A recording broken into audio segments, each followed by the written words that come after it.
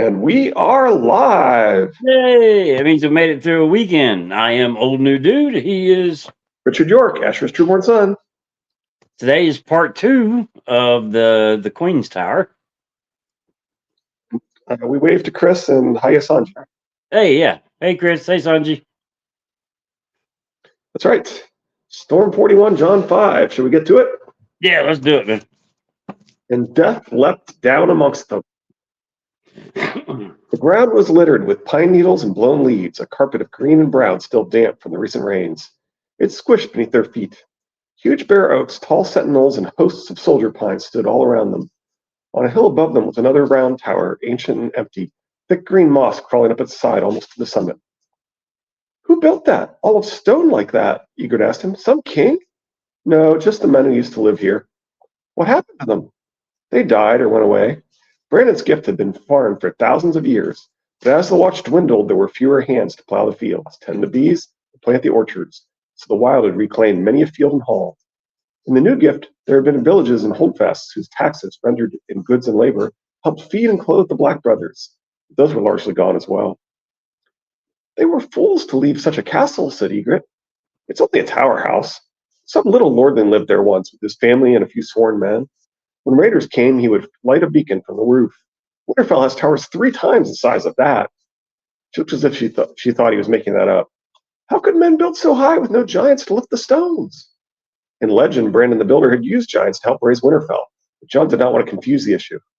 As Eldrick Stoneskin points out, it seems likely Brandon's skin changed the giants. Yeah. I was waiting for you to say that. They could build a lot higher than this. In Old Town, there's a tower taller than the wall. He could tell she did not believe him. If I could show her Winterfell, give her a flower from the glass gardens, feast her in the great hall, and show her the stone kings on their thrones, we could bathe in the hot pools and love beneath the heart tree while the old gods watched over us. The dream was sweet, but Winterfell would never be his to show. It belonged to his brother, the king of the north. He was a Snow, not a Stark. You know nothing, Jon Stark. See Trip of the Fairies episode 2. Bastard, Oathbreaker, and Turncloak. Might be after we could come back here and live in that tower, she said. Would you want that, Jon Snow? After? After. The word was a spear thrust. After the war, after the conquest, after the wildlings break the wall. His lord father had once talked about raising new lords and settling them in the abandoned holdfasts as a shield against wildlings. The plan would have required the watch to yield back a large part of the gift, but his uncle Benjen believed the Lord Commander could be one around so long as the new lordlings paid taxes to Castle Black rather than Winterfell. It is a dream for spring, though, Lord Eddard had said. Even the promise of land will not lure men north with the winter coming on. If winter had come and gone more quickly and spring had followed in its turn, I might have been chosen to hold one of these towers in my father's name. Lord Eddard was dead, however, his brother Benjen lost. The shield they dreamt together would never be forged. This land belongs to the watch, Jon said. Hey, it's funny that all this transpires before Ned could fortify the north even more. So I think the timing of the long night. Your point is he was specifically planning on repopulating land as soon as the next winter ended. Right. So having the wildlings attack now is kind of fortuitous for the wildlings. Well, not only the wildlings, but I'm talking about the others. Right. The others as well, yep. Her nostrils flared. No one lives here. Your raiders drove them off. They were cowards then. If they wanted the land, they should have stayed and fought. Maybe they were tired of fighting, tired of barring their doors every night and wondering if Rattleshirt or someone like him would break them down to carry off their wives. Tired of having their harvest stolen and any valuables they might have. It's easier to move beyond the reach of raiders. If the wall should fall, all the north will lie within the reach of raiders. You know nothing, Jon Snow. Daughters are taken, not wives. Westerosi get married rather young, so I don't want to think too much about how she could be certain of this. Yeah, exactly. You're the ones who steal. You took the whole world and built the wall to keep the free folk out. Did we? Sometimes Jon forgot how wild she was, and then she would remind him. How did that happen? The gods made the earth for all men to share. Only when the kings come with their crowns and steel swords, they claimed it was all theirs. My trees, they said. You can't eat them apples. My stream, you can't fish here. My wood, you're not to hunt.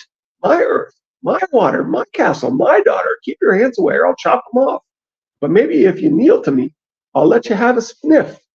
You call us thieves, but at least a thief has to be brave and clever and quick. A kneeler only has to kneel. Harma and the bag of bones don't come eating for fish and apples. They steal swords and axes, spices, silks and furs. They grab every coin and ring and jeweled cup they can find, casks of wine in summer and casks of beef in winter. They take women in any season and carry them off beyond the wall. And what if they do? I'd sooner be stolen by a strong man than be given to some weakling by my father. You say that, but how can you know? What if you were stolen by someone you hated? You'd have to be quick and cunning and brave to steal me. So his sons would be strong and smart as well. Why would you hate such a man as that? Maybe he never washes, so he smells as rank as a bear. Then I'd push him in a stream or throw a bucket of water on him. Anyhow, he shouldn't smell sweet like flowers. What's wrong with flowers? Nothing for a bee. For bed, I want one of these. Egret made to grab the front of his breeches. John caught her wrist. What if the man who stole you drank too much? He insisted. What if he was brutal or cruel? He tightened his grip to make a point. What if he was stronger than you and liked to beat you bloody? I'd cut his throat while he slept. You know nothing, Jon Snow. Egret twisted like an eel and wrenched away from him. I know one thing. I know that you were wildling to the bone. It was easy to forget that sometimes when they were laughing together or kissing. But then one of them would say something or do something. It would suddenly be reminded of the wall between their worlds. A man can own a woman or a man can own a knife, Egret told him. But no man can own both. Every little girl learns that from her mother. She raised her chin defiantly and gave her thick red hair a shake. And men can't own the land no more than they can own the sea or the sky. You kneelers think you do, but Mance is going to show you different. It was a fine, brave boast, but it rang hollow. John glanced back to make certain the Magnar and hempen. Uh-oh. Wait, You're back. Let me check. Oh my God, internet. All right. Eric, Big Boil, and Hemped Dan were walking a few yards behind them, but paying no attention. Big Boil was complaining of his arse. Egret, he said in a low voice, Mance cannot win this war. He can, she insisted. You know nothing, Jon Snow. You've never seen the three folk fight. Wildlings fought like heroes or demons, depending on who you talk to, but it came down to the same thing in the end. They fight with reckless courage, every man out for glory. I don't doubt that you're all very brave. When it comes to battle, discipline beats valor every time. In the end, Mance will fail as all the kings beyond the walls have failed before him. And when he does, you'll die, all of you. Egret had looked so angry he thought she was about to strike him. All of us, she said. You too. You're no crow now, Jon Snow. I swore you weren't, so you better not be. She pushed him back against the trunk of a tree and kissed him, full on the lips, right there in the midst of the ragged column. John heard Grig the goat urging her on, sorry. Someone else laughed. He kissed her back despite all that. When they finally broke apart, Egret was flushed. You're mine, she whispered. Mine as I'm yours. And if we die, we die.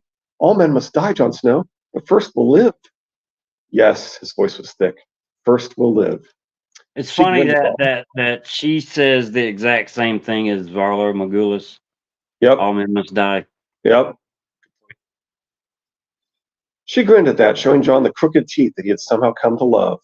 Wildling to the bone, he thought again, with a sick, sad feeling in the pit of his stomach. He flexed the fingers of his sword hand and wondered what Egret would do if she knew his heart. Would she betray him if he sat her down and told her that he was still Ned Stark's son and a man of the Night's Watch?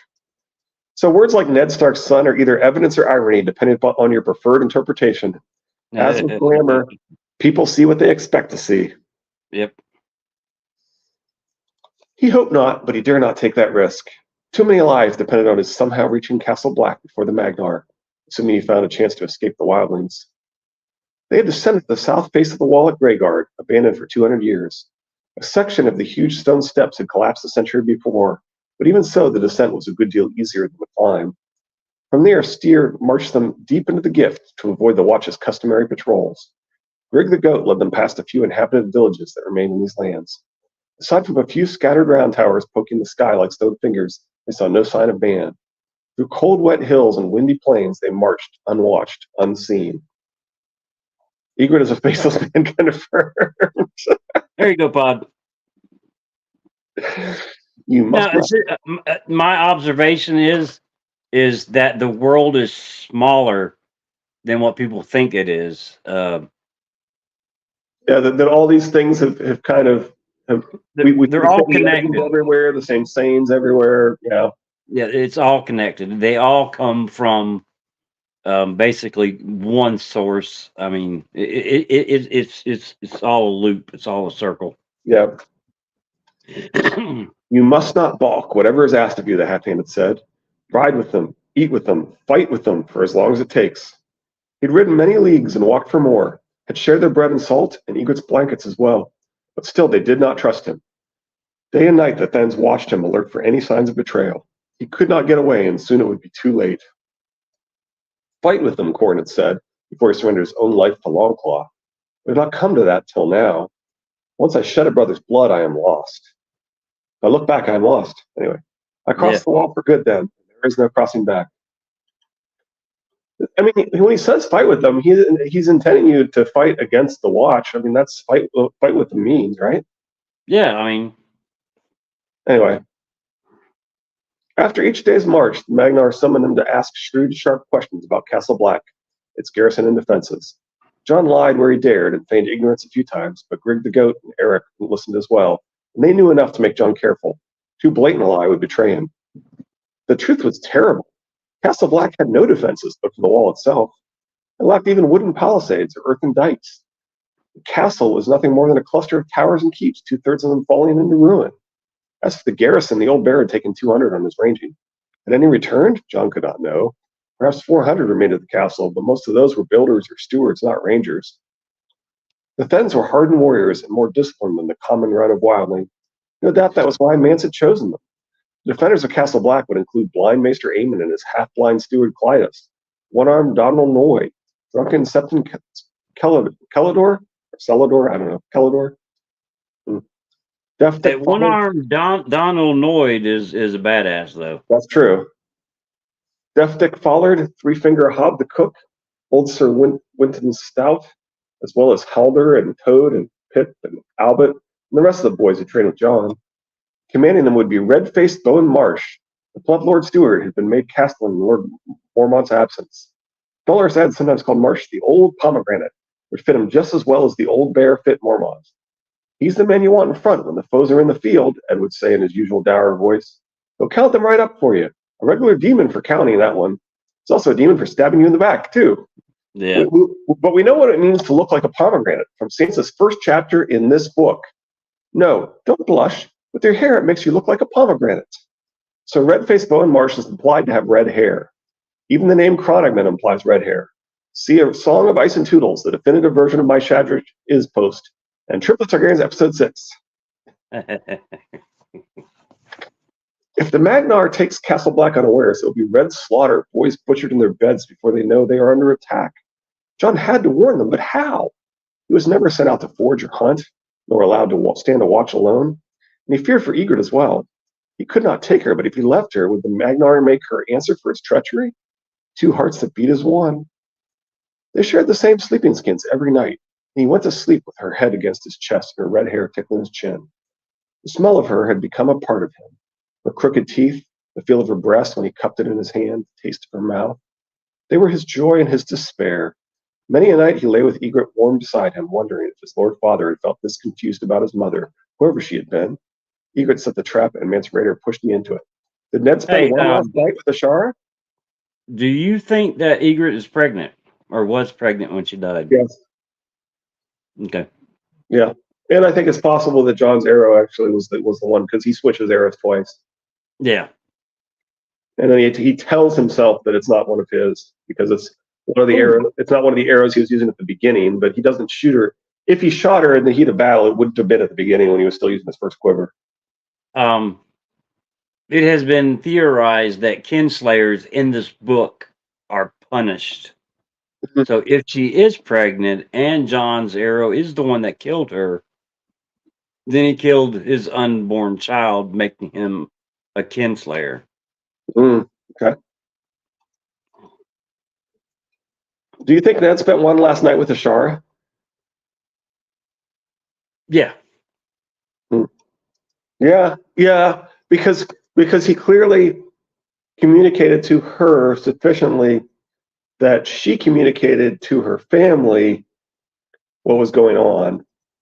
And so he definitely went to talk with her about how he was going to have to marry Catelyn. Yeah. Yeah.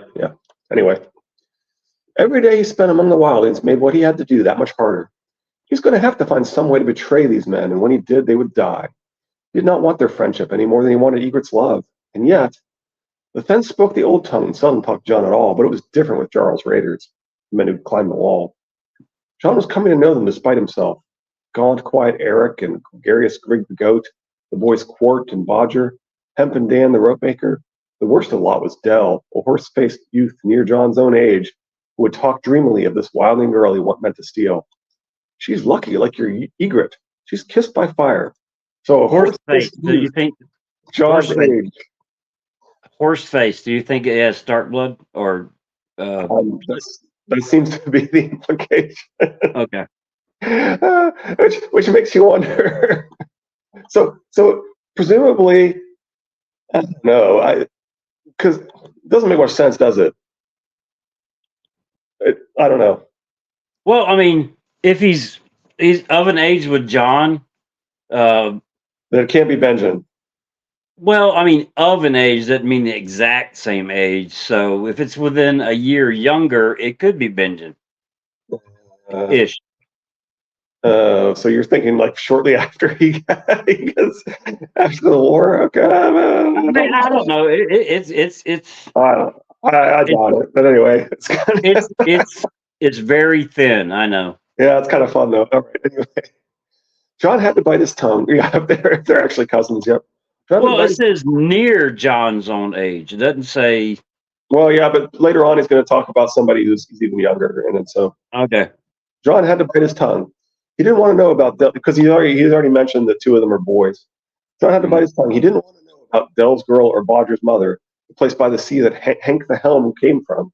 How Grig yearned to visit the Green Men on the Isle of Faces, or the time a moose had chased Towfinger up a tree.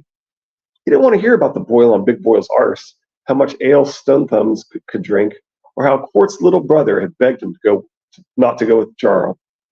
Quart could not have been older than 14, though he'd already stolen himself a wife and had a child on the way. Might be he'll be born in some castle, the boy boasted. Born in a castle like a lord. He was very taken with the castles they'd seen, by which he meant watchtowers. Jon wondered where Ghost was now. Had he gone to Castle Black, or was he running with some wolf pack in the woods? He had no sense of the direwolf, not even in his dreams. It made him feel as if part of himself had been cut off. Even with Egret sleeping beside him, he felt alone. He did not want to die alone. There's some foreshadowing for Daggers in the Dark. Yeah, there you go. By that afternoon, the trees had begun to thin, and they marched east over gently rolling plains. Grass rose waist high around them, and stands of white wheat swayed gently when the wind came gusting. For the most part, the day was warm and bright. Towards sunset, however, clouds began to threaten in the west. They soon engulfed the orange sun, and Len foretold a bad storm coming. His mother was a woods witch, so all the raiders agreed he had a gift for telling the weather. There's a village close, Grig the goat told the Magnar. 2 miles, 3. We could shelter there. Stir agreed at once. It was well past dark. The storm was raging by the time they reached the place. The village sat beside a lake and had been so long abandoned that most of the houses had collapsed. Even the small timber inn that must once have been a welcome sight for travelers stood half-fallen and roofless. We will find scant shelter here, Jon thought gloomily. Whenever the lightning flashed, he could see a stone round tower rising from the island out in the lake. Without boats, they had no way to reach it. You know nothing, Jon Snow, but you will remember. Eric and Dell had crept ahead to scout the ruins, but Dell was back almost at once. Stirrer halted the column and sent a dozen of his Thens trotting forward, spears in hand. By then, Jon had seen it too, the glimmer of a fire reddening the chimney of the inn. We are not alone. Dread coiled inside him like a snake. He heard a horse neigh and then shouts. Ride with them, eat with them, fight with them, Corn had said. The fighting was done. There's only one of them, Eric said when he came back. An old man with a horse. Magnar shouted commands in the old tongue. The score of his Thens spread out to establish a perimeter around the village, whilst others went prowling through the houses to make certain no one else was hiding amongst the leaves and tumbled stones. The rest crowded into the roofless inn, jostling each other to get closer to the hearth. The broken branches the old man had been burning seemed to generate more smoke than heat, but any warmth was welcome on such a wild, rainy night. 2 of the Thens had thrown the man to the ground and were going through his things. Another held his horse, while 3 more looted his saddlebags. Jon walked away. A rotten apple squished beneath his heel. Stir will kill him. The Magnard said as much at Greyguard. Any kneelers they met were to be put to death at once, to make certain they could not raise the alarm. Ride with him, eat with him, fight with him. That mean he must stand mute and helpless while they slit an old man's throat? Near the edge of the village, Jon came face to face with one of the guards Stir had posted. Fenn growled something in the old tongue and pointed his spear back toward the inn. Get back where you belong, Jon guessed. But where's that? He walked towards the water and discovered an almost dry spot beneath the leaning daub and wattle wall of a tumble-down cottage that had mostly tumbled down. That was where Ygritte found him sitting, staring off across the rain-whipped lake. I know this place, he told her when she sat beside him. That tower. Look at the top of it the next time the lightning flashes. Tell me what you see. Aye, if you like, she said, and then, some of the Thenns are saying they heard noises out there. Shouting, they say. Thunder. They say shouting. Might be its ghosts. The holdfast did have a grim, haunted look, standing there black against the storm on its rocky island with the rain lashing at the lake all around it. We could go out and take a look, he suggested. I doubt we could get much wetter than we are. Swimming in the storm? She laughed at the notion. Is this a trick to get the clothes off me, Jon Snow? Do I need a trick for that now? He teased. Or is that you can't swim a stroke? Jon was a strong swimmer himself, having learned the art as a boy at Winterfell's great moat. Ygritte punched his arm. You know nothing, Jon Snow. I'm half a fish, I'll have you know. Half fish, half goat, half horse. There's too many halves to you, Ygritte. He shook his head. We wouldn't need to swim, if this is the place I think. We could walk. She pulled back and gave him a look. Walk on water? What southern sorcery is that? The source, he began, as a huge bolt of lightning stabbed down from the sky and touched the surface of the lake. For half a heartbeat, the world was noonday bright. The clap of thunder was so loud that Ygritte gasped and covered her ears. I'm not sure if swimming or even walking on this water is a good idea, by the way. Like literally hitting the water. Hey, Charles. Hey, Jeff. Did you look? Jon asked as the sound rolled away and the night turned black again. Did you see? Yellow, she said. Is that what you meant? Some of them standing stones on top were yellow. We called them merlins. They were painted gold a long time ago. This is Queen's Crown. Across the lake, the tower was black again, a dim shape, dimly seen. Queen lived there? Asked Ygritte. Hey, Lady Thistle. Oh, hey, Lady Thistle. Queen stayed there for a night. Old Nana told him the story, but Maester Luwin had confirmed most of it. Alicent, the wife of King Jaehaerys, the Conciliator. He's called the Old King because he reigned so long, but he was young when he first came down to throne. In those days, it was his wont to travel all over the realm. He came to Winterfell and brought his queen, 6 dragons, and half his court. The king had matters to discuss with his warden of the north, but Alicent grew bored, so she mounted her dragon Sybilwing to the north to see the wall. This village was one of the places where she stopped. Afterward, the small folk painted the top of their holdfasts to look like the golden crown she'd worn. She spent the night among them. I've never seen a dragon. No one has. The last dragons died 100 years ago or more. This was before that. Queen Alicent, you say? Good Queen Alicent, they called her later. One of the castles on the wall was named for her as well, Queensgate. For her visit, they called it Snowgate. She was so good. She would have torn that wall down. No, he thought. The wall protects the realm from the others, and from you and your kind as well, sweetling. I had another friend who dreamed of dragons, a dwarf. He told me, during the 2nd chapter, even a stunted, twisted, ugly little boy can look down over the world when he's seated on a dragon's back. Don't call Bran ugly, Tyrion. Jon Snow, one of the Thenns loomed above them, frowning. Ragnar wants. Jon thought it might have been the same man who found him outside the cave the night before they climbed the wall. But he could not be sure. He got to his feet. Ygritte came with him, which always made Stir frown, but whenever he tried to dismiss her, she would remind him that she was a free woman, not a kneeler. She came when she pleased. They found the Ragnar standing beneath the tree that grew on the floor of the common room. His notice that, well, I'll talk about that in a second. His captive knelt before the hearth, encircled by wooden spears and bronze swords. He watched Jon approach, but did not speak. The rain was running down the walls, pattering against the last 2 leaves that still clung to the tree, while smoke swirled thick from the fire. So I think it's symbolic of a burning weirwood sacrifice, right? The tree's going up through the floor where Bran is on his way to the night fort, which is where the tree going up to the night fort, right? Right. So the idea here is they slit his throat, which is traditionally what Ygritte does. Just traditionally what you do, and right, it's the weirwood stigmata, as LML would call it, right? That the red smile. Well, it doesn't the Vision Brand C show a woman slicing the throat? Okay. Right, which is how traditional sacrifice is done. So this is basically a human sacrifice to a tree. All right. He must die, Stir the Magnar said. Do it, Crow. The old man said no word. He only looked at Jon, standing amongst the wildlings. Amidst the rain and smoke, lit only by the fire, he could not have seen that Jon was all in black for a sheepskin cloak. Or could he? You were just called a crow. Don't worry about whether the man recognizes him as a Night's Watch when he's being called a crow. The apple orchard has big Garden of Eden vibes too. Yeah, and of course they specifically talk about it's bronze swords that are there too. You know, it's definitely reminiscent of the old ways and stuff. Yeah. Jon drew. Anyway, I do think it's kind of funny. He's worried about what the guy recognizes. You just called him crow just to see what color clothes you're wearing. Yeah. Jon He's wearing plaid. Jon drew a long claw from the sheet.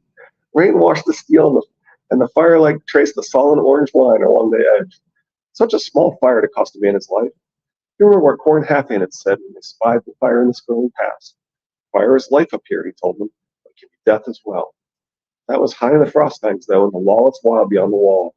This was the gift protected by the Night's Watch and the power of Winterfell. Man should have been free to build a fire here without dying for it. Why do you hesitate? Kira said. Kill him and be done. Even then, the captain did not speak. Mercy, he might have said, or you have taken my horse, my coin, my food, let me keep my life. Or, no, please, I have done you no harm. He might have said 1,000 things, or wept, or called upon his gods. No words would save him now, though. Perhaps he knew that. So he held his tongue and looked at Jon in accusation and appeal. You must not balk, whatever is asked of you. Ride with them, eat with them, fight with them. But this old man had offered no resistance. He'd been unlucky, that was all. Who he was, where he came from, where he meant to go, and his sorry swayback horse, none of it mattered. His sorry swayback horse? As Brienne says in Jaime's second chapter, don't speak discourteously of your horse, sir. He is an old man, Jon told himself. 50, maybe even 60. He lived a longer life than most. The Fens will kill him anyway. Nothing I can say or do will save it. Longclaw seemed heavier than lead in his hand, too heavy to lift. The man kept staring at him with eyes as big and black as wells. He would fall into those eyes and drown. The Magnar was looking at him too, and he could almost taste the mistrust. The man is dead. It won't matter if it is my hand that slays him. One cut would do it quick and clean. Longclaw was forged of vermilion steel, like ice. Jon remembered another killing, the deserter on his knees, his head rolling, brightness of blood on snow. His father's sword, his father's words, his father's face. Mercy is never a mistake, Ned says, and yet Ned goes ahead and kills a man who's trying to warn them of the others. Anyway. Yeah. Do it, Jon Snow, Egret urged. You must, to prove you're no crow, but one of the free folk. An old man sitting by a fire? Worrell was sitting by a fire too. You killed him quick enough. The look she gave then was hard. You meant to kill me too, but you saw I was a woman and I was asleep. That was different. You were soldiers, sentries. You crows didn't want to be seen. No more we do now. It's just the same. Kill him. He turned his back on the man. Magnar moved closer, tall, cold, and dangerous. I say yes. I command here. You command Fens, Jon told him, not free folk. I see no free folk. I see a crow and a crow wife. I'm no crow wife. Egret snatched her knife from its sheath. 3 quick strides, and she yanked the old man's head back by the hair and opened his throat from ear to ear. Even in death, the man did not cry out. You know nothing, Jon Snow, she shouted at him and flung the bloody blade at his feet. The Magnar said something in the old tongue. He might have been telling the Fens to kill Jon where he stood. He would never know the truth of that. Lightning crashed down from the sky. A searing blue-white bolt touched the top of the tower in the lake. They could smell the fury of it. And then the thunder came. And when the thunder came, it seemed to shake the night. And death leapt down amongst them. The lightning flash left Jon night-blind, but he glimpsed the hurtling shadow half a heartbeat before he heard the shriek. The first then died as the old man had, blood gushing from his torn throat. Then the light was gone, and the shape was spinning away, snarling, and another man went down in the dark. There were curses, shouts, howls of pain. Jon saw Big Boyle stumble backward and knock down 3 men behind him. Ghost, he thought for one mad instant. ghost left the wall. Then the lightning turned the night to day, and he saw the wolf standing on Dell's chest, blood running back black from his jaws. Gray, he's gray. Darkness descended with a thunderclap.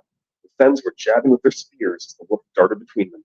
The old man's mare reared, maddened by the smell of slaughter, and lashed out with her hooves. Longclaw was still in his hand.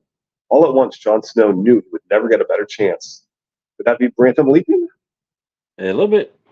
Cut down the first man as he turned toward the wolf, shoved past the second, slashed to the third.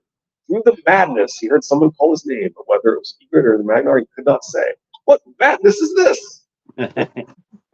Then, fighting to control the horse, never saw him. Longclaw was feather light. He swung at the back of the man's cap and felt the steel bite down to the bone. When the wildling fell, the mare bolted, but somehow Jon managed to grab her mane with his offhand and vault himself onto her back. The hand closed around his ankle, and he hacked down and saw Badger's face dissolve in a welter of blood. The horse reared, lashing out. One hoof caught a fen in the temple with a crunch. The apple orchard has Sir Isaac Newton vibes. 5. Then they were running. Jon made no effort to guide the horse. It was all he could do to stay on her as they plunged through mud, rain, and thunder. Wet grass whipped at his face, and a spear flew past his ear. If the horse stumbles and breaks a leg, they will run me down and kill me, he thought. The old gods were with him, and the horse did not stumble. The old gods are with him. He knows something. Yep. Lightning shivered through the black dome of sky, and thunder rolled across the plains. The shouts dwindled and died behind them. Long hours later, the rain stopped. Jon found himself alone in a sea of tall black grass. There was a deep throbbing ache in his right thigh. When he looked down, he was surprised to see an arrow jutting out the back of it. When did that happen? He grabbed hold of the shaft and gave it a tug. The arrowhead was sunk deep in the meat of his leg. The pain when he pulled on it was excruciating. He tried to think back on the madness at the end. What madness is this? But all he could remember was the beast, gaunt and gray and terrible. It was too large to be a common wolf, a dire wolf then. It had to be. Never seen an animal move so fast, like a gray wind. Could Bob have returned to the north? You know nothing again. Yeah. Jon shook his head. He had no answers. It was too hard to think about the wolf, the old man, Egret, any of it. Clumsily, he slid down off the mare's back. His wounded leg buckled under him, and he had to swallow a scream. This is going to be agony. The arrow had to come out, though, and nothing good could come of waiting. Jon curled his hand around the fletching, took a deep breath, and shoved the arrow forward. He grunted, then cursed. It hurt so much he had to stop. Bleeding like a butchered pig, he thought. There was nothing to be done for it until the arrow was out. He grimaced and tried again. Soon stopped again, trembling. Once more. This time he screamed, but when he was done, the arrowhead was poking through the front of his thigh. Jon pushed back his bloody breeches to get a better grip, grimaced, and slowly drew the shaft through his leg. How he got through that without fainting, he never knew. Hey, I was telling Chris something yesterday. Or was it Chris? The arrowheads on medieval arrows were usually kept on by like turpentine or something like that, to where once they went in, if you pulled the shaft out, the arrowhead would stay in, causing infection and all that kind of stuff, making it even more difficult. He couldn't. He tried to pull out. I could tell it wasn't going to work. And your point is, he could even have felt it loosening, and that was going to be worse. You're going to get metal stuck inside. Yeah. Okay. So he's specifically thinking it's almost impossible that he didn't faint during that. So that could be Brand. Yeah. He lay on the ground afterward, clutching his prize and bleeding quietly, too weak to move. After a while, he realized that if he did not make himself move, he was like to bleed to death. After a while, he realized, again, to be Brantham leaping. Yeah. Jon crawled to the shallow stream where the mare was drinking, washed his thigh in the cold water, and bound it tight with a strip of cloth torn from his cloak. He washed the arrow, too, and turned it in his hands. Was the fletching gray or white? Egret fletched her arrows with pale gray goose feathers. Did she loose a shaft at me as I fled? Jon could not blame her for that. He wondered if she'd been aiming for him or the horse. If the mare had gone down, he would have been doomed. A lucky thing my leg got in the way, he muttered. He rested for a while to let the horse graze.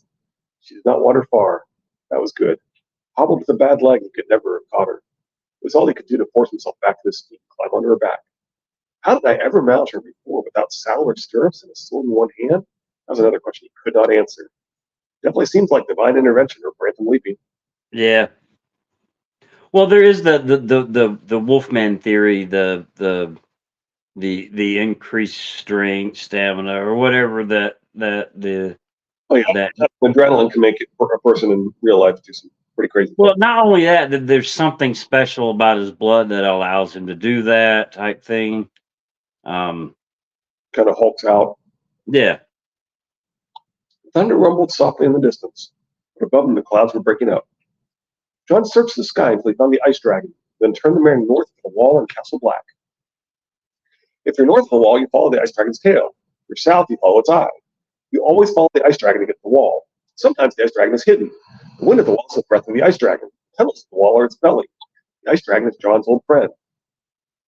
Many of these metaphorical references happen twice, but all of them seem to hint at the last of these giants powering the wall. Yeah. The throb of pain in his thigh muscle made him wince as he put his heels on the old man's horse. I'm going home, he told himself. But if that was true, why did he feel so hollow? He rode till dawn while the stars stared down like eyes. Purple eyes like Ashara's. You got more in this time than last time, that's for sure. I suppose technically I mentioned Ashara being Quaith and Sea Trope Seconds episode 4. You're incorrigible. Up next, Storm 42, Daenerys 4, Arya Naharis, and Mother. I like that chapter. It's pretty good. Yep, we have to look for clues of Dario being a little older than he claims, or a little older than he looks. Actually, he never says that he's young. Well, like I said, the last time we mentioned this, if he was so great in the fighting pits, then It must have been a long time ago. right before Strongwell or whatever his name is. Oh, yeah. So yeah, that would make sense. Yeah, which would shoot my Benjen theory out the water, but more interesting, isn't it? Yeah, I like that better than the Benjen one. Yeah,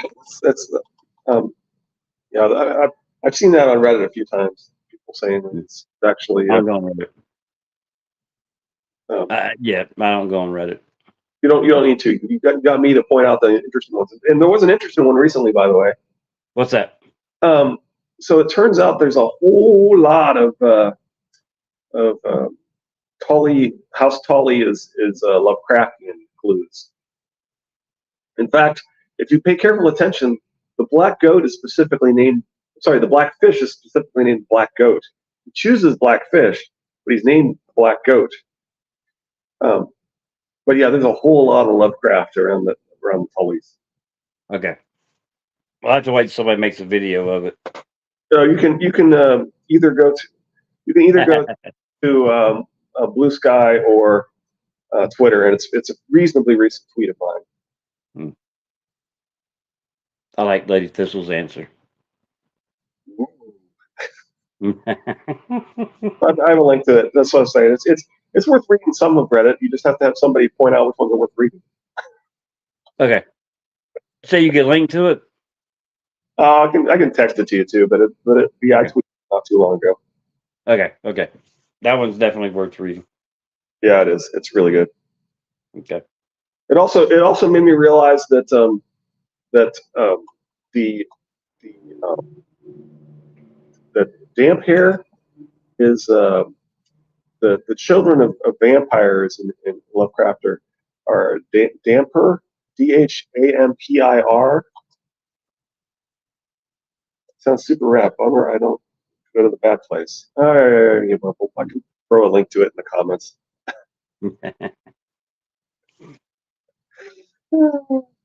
Let's see.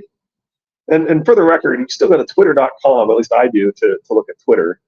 And I think if you post a link if you share a link to a tweet, I think it specifically calls it a tweet. So I'm saying it's still called Twitter and they're still called tweets.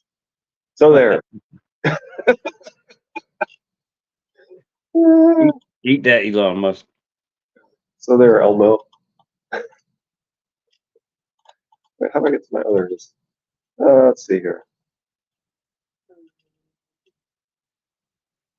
Oh, there it is, March 3rd. Yeah, it's a. So anyway, I'm thinking that maybe not hyphenating the damp makes more sense if you're trying to make it sound more like the damper, the children of the vampires. I mean Twitter too, but I meant Reddit.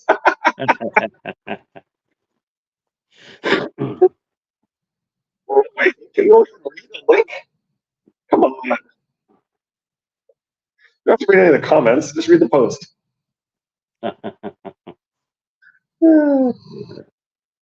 Anyway. All right, I'll get a link to it.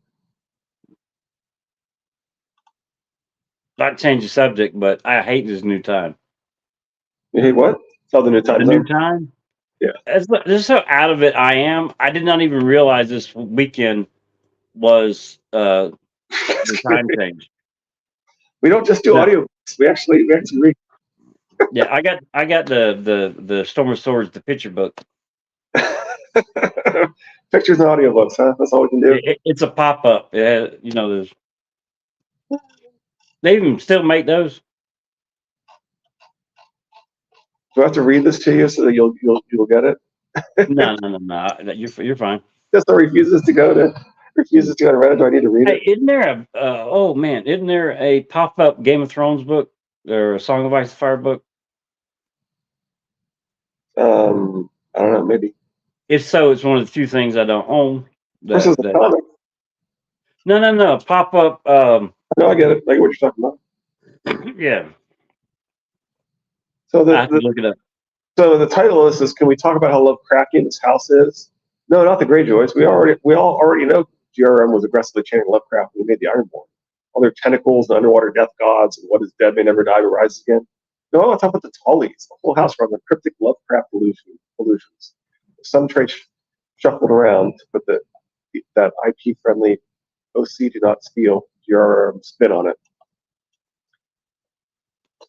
Anyway, I think so. I mean, I'm supposed to read this. With as bad as the Ironborn were in the Riverlands, how much Ironborn blood could be in House Tully? Yeah, that's true too. Well, it's part of what actually that's the second bullet point here. They're fish people. They used to be servants of the Kraken. Until a multi-head bat-winged hydra serpent named like a god dethroned their technically ruler, making the house of fish people its principal servants in the watery region. Again, Brendan Tully is specifically named the Black Goat.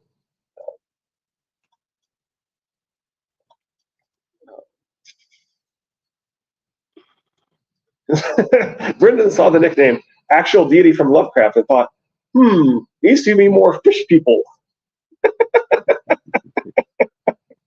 I got a H.P. Lovecraft,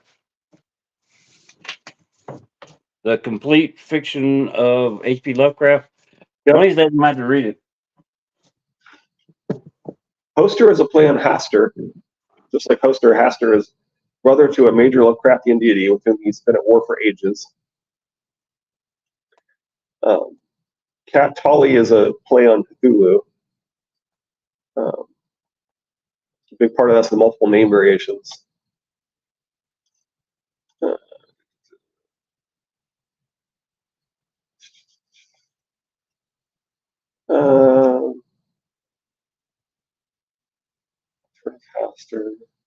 This tunnel gets in over his head with Old One's research.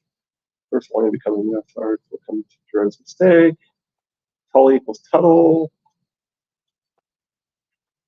Oh, what you thought the Muppet Tully's were? Oh, okay. Jerome carries on the allusion to Amos. Host for Hastur with names like Hoster, Oscar, and Elmo Tuttle Tully.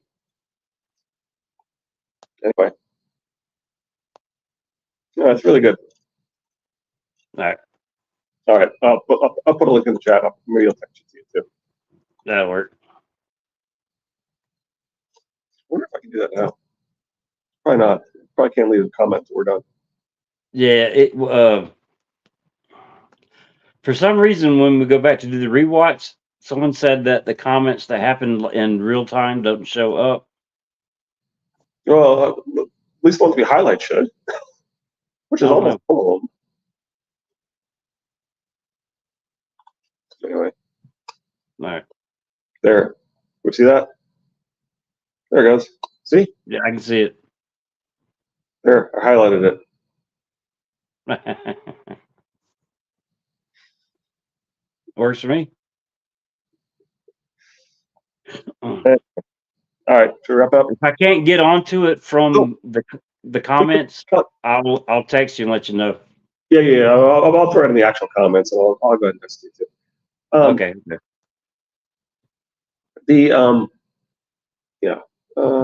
Anyway, we're mentioning the time zone, the time change. Yeah. So what's really weird is my dogs, let me sleep in Sunday and yesterday and today. They didn't expect to get up so early, right?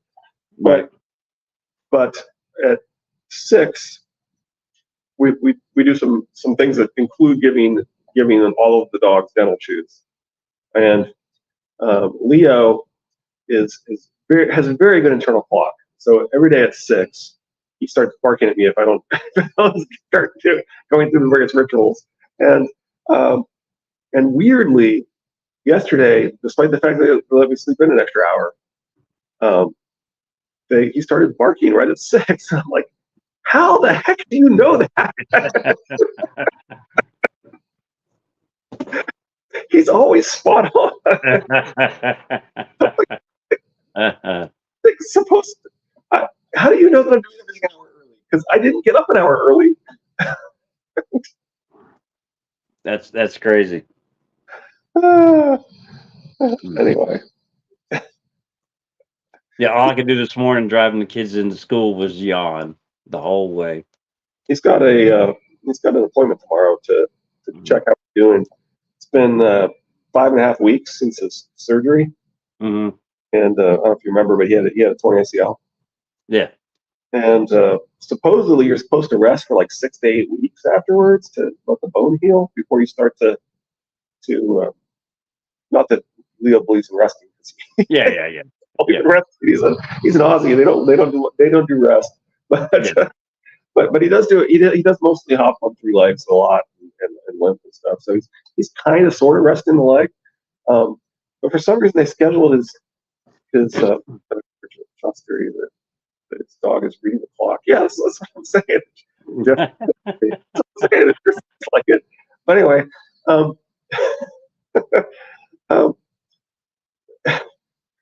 anyway, yeah, most of the clocks that he could see are digital, so it's not like it'd be that hard, I suppose. But anyway, what was I saying? He's for whatever reason they scheduled his check on whether his bone is healed sufficiently to transition from rest to at 5.5 weeks, even though they told me 6 to 8 weeks of rest. So I don't know.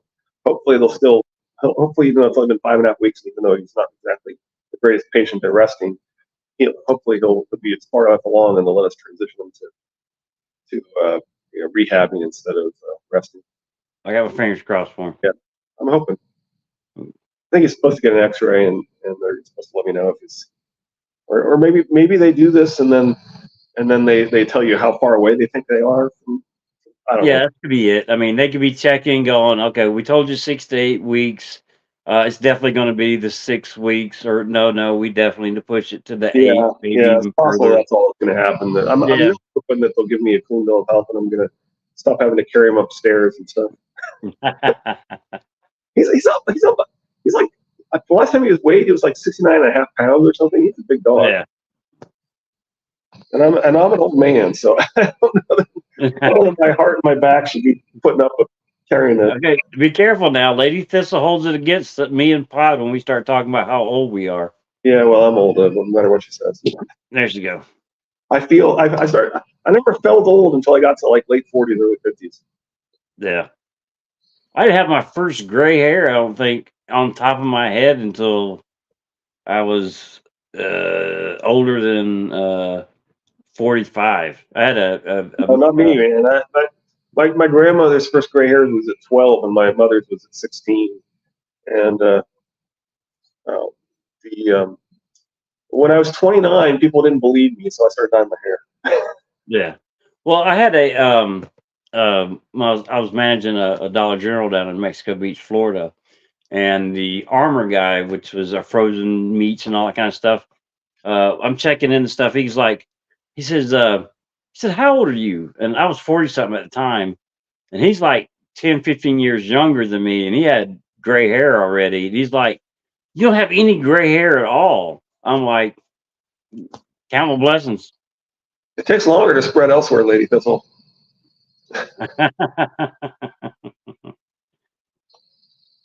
No, I mean, right through here, my goatee has always had a couple of gray hairs in it. Yeah, sometimes some people actually do go gray at facial hair before their head hair. Yeah. I've known Lincoln did. I know a guy that shaved just because his mustache turned gray, and his hair on top of his head did not turn gray, so he shaved his mustache and made him look younger. Yeah. All right. Let's wrap It's up. Monday. The wife is off work today, so I'm dreading it. All right. Wednesday is going to be theory day, with or without Richard. We don't know yet. I wouldn't have made it last time anyway, so we'll see. All right. Lady Thistle, you DM me the topics that you want to do, so I actually have a chance to bone up on it. Or Lizzie, any ideas that you have? But we will see you hopefully with 3 live streams this week. Same bat time, same bat channel on Hump Day for Song of Ice and Fire Theories. I want to appreciate everybody: Sanji, Pod, Lady Thistle, Chris, Charles, Jeff. We appreciate you joining us. Tip my hat at you, and we will see y'all Wednesday. You can check out Girl Metal's channel for their most recent debate was Rhaenyra versus Dany, and go back at the frog episode. Lady Thistle says no. And I left a comment saying she kept Nettles kept referring to Dany as Dany's stinky pussy. So I said fragrant pussy rather. Beware the perfume nether lips. Anyway, like the video or you'll get mold problems. All right, y'all. It also made me realize that Dany is Helen of Troy because the entire Iron Fleet launched to fetch the most beautiful woman in the world. So basically, she's Helen of Troy. The face that launched 1,000 ships. Yeah. Yeah. Anyway. All right. Y'all be good. Take care. See you Wednesday. Bye. Bye, Richard.